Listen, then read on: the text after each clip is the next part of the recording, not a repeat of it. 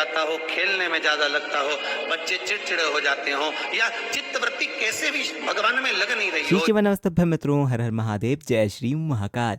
मित्रों, पूज्य गुरुदेव पंडित प्रदीप जी मिश्रा सीहोर वाले गुरु जी ने अपनी कथा में एक ऐसा बहुत ही महत्वपूर्ण, बहुत ही अच्छा सा एक ऐसा उपाय बताया था उन लोगों के लिए जिनका मन एक काम में नहीं लगता। जैसे आप पढ़ाई करने बैठे तो आपका मन बार बार टीवी, मोबाइल, किसी और काम में जाता है, आपका पढ़ाई में मन लगता ही नहीं है। पहले आपका मन होगा कि मैं पढ़ लेता हूँ, लेकिन आप जब पढ़ने बैठते हो, जब आपका मन वहाँ से हट जाता है, या किसी दूसरे काम में ही आप कथा सुनने बैठे, आपने थोड़ी देर कथा सुनी लेकिन आपका फिर कथा से मन हट गया, फिर आप किसी दूसरे काम में लग गए। तो ऐसी ही परिस्थिति के लिए पूज्य गुरुदेव ने अपनी कथा में रुद्राक्ष का एक ऐसा ही उपाय बताया था, जिसे मैं आपको अभी बताने जा रहा हूँ। तो मित्रों, हमेशा की तरह पूज्य गुरुदेव की कथा में से सुनकर ही मैं आपको फोटो वीडियो के माध्यम से उस उपाय की एक एक चीज़, बड़ी से बड़ी छोटी छोटी चीज़ आपको बताने की कोशिश करूंगा। यदि आप इस चैनल पर पहली बार आए, यदि आप मुझे पहली बार सुन रहे हैं, तो वीडियो को लाइक और चैनल को सब्सक्राइब जरूर कीजिएगा पंडित जी के बताए हुए ऐसे उपायों को जानने के लिए। देखिए, यदि आप पढ़ाई करने बैठ रहे हैं और आपका मन बार बार पढ़ाई से भागकर कहीं और लग रहा है, टीवी मोबाइल में जा रहा है, तो आपको क्या करना है,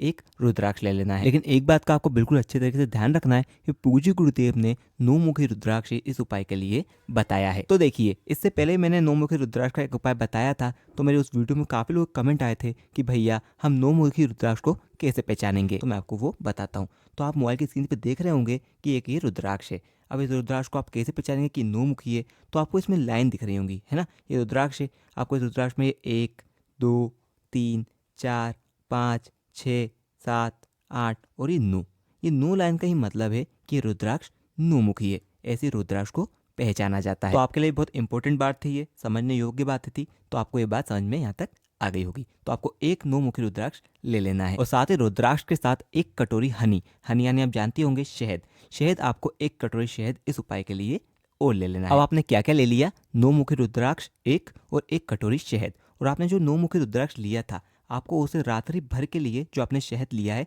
उसके अंदर डाल देना है। अब आपको सुबह उस शहद और रुद्राक्ष को लेकर शिव मंदिर में चले जाना है और शंकर जी के शिवलिंग पर जो जलाधारी होती है वहां पे उस रुद्राक्ष को रख देना है। यहाँ तक आपको बात समझ में आई? यानी जो आपने शहद में रुद्राक्ष को गलाया था, उस शहद में से आपको रुद्राक्ष को निकालना है और शंकर जी की शिवलिंग की जलाधारी होती है वहां पर उसे बिल्कुल इस तरीके से रख देना है। और आपकी जो एक कटोरी में शहद है उसे आपको भगवान शंकर पे समर्पित कर देना है, यानी चढ़ा देना है। बिल्कुल इस तरह जैसे मैं चढ़ा रहा हूँ, बिल्कुल इस तरह आपको चढ़ा देना है।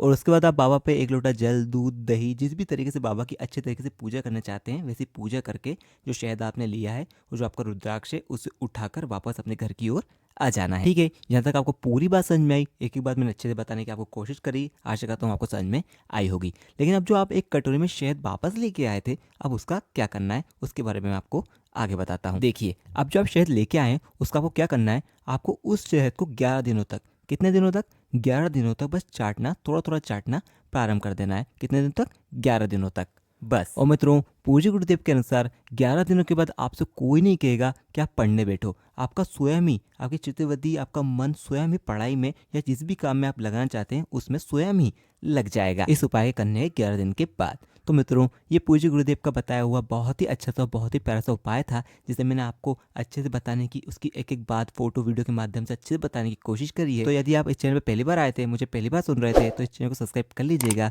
पूज्य गुरुदेव के बताए हुए ऐसे उपायों को जानने के लिए। तब तक के लिए श्री शिवाय नमस्तुभ्यम, हर हर महादेव।